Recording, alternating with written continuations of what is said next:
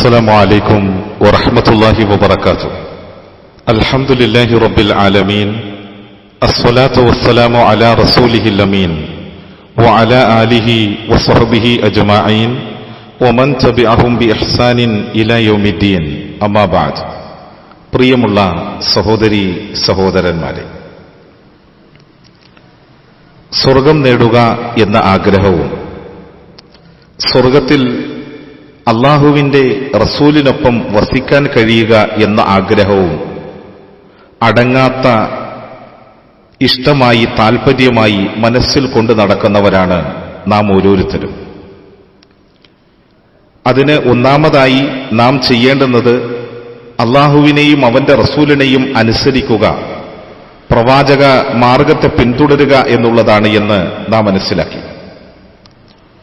അതുപോലെ തന്നെ നാം തിരിച്ചറിയേണ്ടുന്ന ഒരു കാര്യം, നമുക്കറിയാം, ഒരു വിശ്വാസിയെ സംബന്ധിച്ചിടത്തോളം ഈ ലോകത്ത് അവന് മറ്റെന്തിനേക്കാളും പ്രിയപ്പെട്ടത് അള്ളാഹുവിന്റെ റസൂല് തന്നെയാണ്. ആ റസൂലിനോടുള്ള സ്നേഹം കഴിഞ്ഞേയുള്ളൂ മറ്റെന്തും. തീർച്ചയായും ആ സ്നേഹം അനിവാര്യമാണ്. കാരണം ഇസ്ലാമിക ചരിത്രത്തിലെ പ്രസിദ്ധമായ ഒരു സംഭവം സഹീഹുൽ ബുഖാരി റിപ്പോർട്ട് ചെയ്യുന്നുണ്ട്.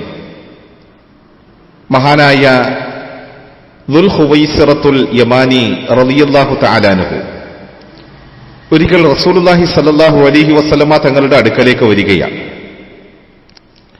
എന്നിട്ട് മഹാനായ നബി സല്ലല്ലാഹു അലൈഹി വസല്ലമ തങ്ങളോട് ആ മനുഷ്യൻ ചോദിക്കുകയുണ്ടായി, മത്തസ്സാ, നബിയെ, എപ്പോഴാണ് അന്ത്യദിനം സംഭവിക്കുക? അന്ത്യദിനം സംഭവിക്കുക എപ്പോഴാണ് എന്ന ചോദ്യത്തിന് അള്ളാഹുവിന്റെ റസൂല് ഇന്ന സമയമാണ് എന്ന് പറഞ്ഞില്ല. കാരണം അത് അള്ളാഹുവിനല്ലാതെ മറ്റാർക്കും അറിയുന്ന കാര്യമല്ലല്ലോ. ലാ യുജല്ലിഹ ലി വഖ്തിഹ ഇല്ലാഹു, അത് അതിന്റെ കൃത്യമായ സന്ദർഭത്തിൽ മാത്രമേ വ്യക്തമാക്കപ്പെടുകയുള്ളൂ. അതിനെക്കുറിച്ചുള്ള അറിവുകളെല്ലാം ലോകരക്ഷിതാവിന്റെ പക്കലാണ്. പക്ഷെ അള്ളാഹുവിന്റെ റസൂല് എപ്പോഴാണ് അന്ത്യദിനം എന്ന് ചോദിച്ചു വന്ന ആ സ്വഹാബിയോട് ചോദിച്ചു, ഒമാദാ അദത്തലഹ, എന്താണ് ആ ദിനത്തിനു വേണ്ടി നീ തയ്യാറാക്കിയിട്ടുള്ളത്? അപ്പൊ ആ മനുഷ്യൻ വല്ലാത്ത സങ്കടത്തോടെ പറഞ്ഞു, കാല ലാ ഷൈ, നബിയെ, അങ്ങനെ വലിയ കാര്യങ്ങളൊന്നും എന്റെ കൈകളിലില്ല. പരലോകത്തിനു വേണ്ടി ഞാൻ അങ്ങനെ വലിയ കാര്യങ്ങളൊന്നും ഒരുക്കി വെച്ചിട്ടില്ല. പക്ഷേ എനിക്ക് എന്റെ ജീവിതത്തിൽ പ്രതീക്ഷ നൽകുന്ന ഒരു കാര്യമുണ്ട്. എന്റെ ജീവിതത്തിൽ എന്നും ഞാൻ നിലനിർത്തുന്ന ഒരിഷ്ടം, ഇന്നി ഉഹിബ്ബുല്ലാഹ വ റസൂലഹു, എനിക്ക് അള്ളാഹുവിനെയും അവന്റെ റസൂലിനെയും വല്ലാത്ത ഇഷ്ടമാണ്. അപ്പൊ റസൂലിനെ വല്ലാത്ത ഇഷ്ടമാണ് എന്ന് പറഞ്ഞപ്പോ നബി സല്ലല്ലാഹു അലൈഹി വസല്ലമ തങ്ങൾ അതിന് നൽകിയ മറുപടി ഇങ്ങനെയാണ്, ഫഖാല അൻത മഅമൻ അഹ്ബബ്ത, നീ ആരെയാണോ സ്നേഹിക്കുന്നത് അവർക്കൊപ്പമായിരിക്കും നിന്റെ സ്ഥാനമെന്ന്.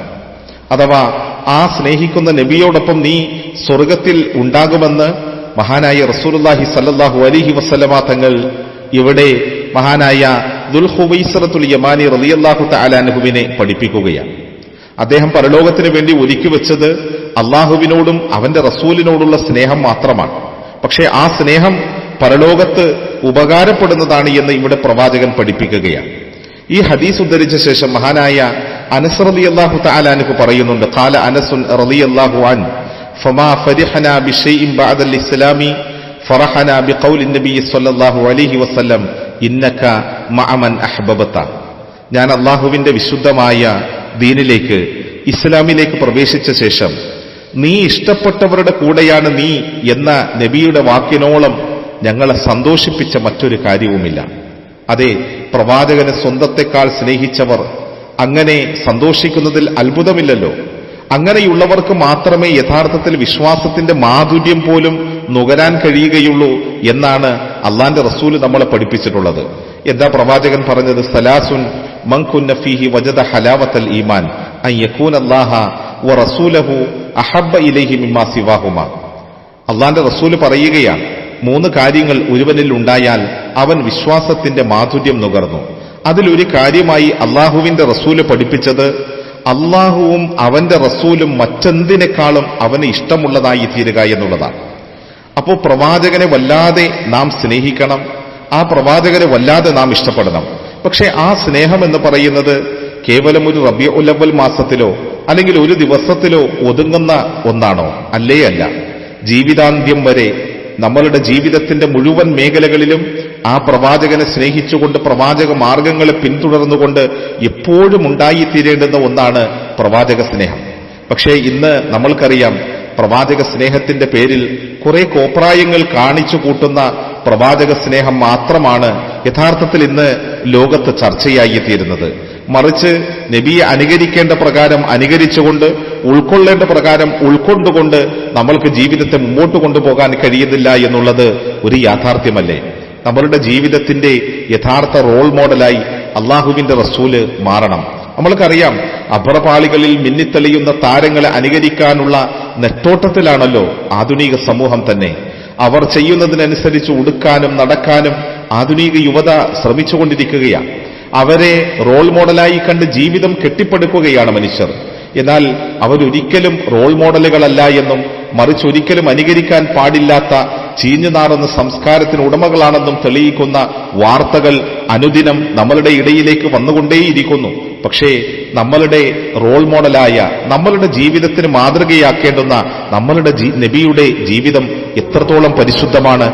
അതുകൊണ്ട് ആ ജീവിതം പഠിക്കാനും ഉൾക്കൊള്ളാനും നിലനിർത്താനും ആത്മാർത്ഥമായ നിലയിൽ നാം പരിശ്രമിക്കുക. എങ്കിൽ മാത്രമേ നാളെ പരലോകത്ത് അള്ളാഹുവിന്റെ അടുക്കൽ ഉന്നതമായ സ്വർഗത്തിൽ ആ പ്രവാചകനോടൊപ്പം പ്രവേശിക്കാൻ നമ്മൾക്ക് കഴിയുകയുള്ളൂ. അതിനുള്ള ഭാഗ്യം അള്ളാഹു സുബ്ഹാനഹു വ തആല നമ്മൾക്ക് നൽകണമെങ്കിൽ ആ പ്രവാചകനെ അനുധാവനം ചെയ്യുക എന്നത് മാത്രമാണ് നമ്മളുടെ മുന്നിലുള്ള വഴി എന്ന് നാം തിരിച്ചറിയുക. കാരണം വിശ്വാസിയുടെ ജീവിതത്തിന് മുഴുവൻ മാതൃകയായി കൊണ്ടാണ് ആ പ്രവാചകൻ നിയോഗിക്കപ്പെട്ടിട്ടുള്ളത്. ആ മാതൃകകൾ ഉൾക്കൊള്ളുക, മുന്നോട്ട് നീങ്ങുക. അള്ളാഹു അനുഗ്രഹിക്കട്ടെ. അസ്സലാമു അലൈക്കും വറഹ്മത്തുള്ളാഹി വബറകാതുഹു.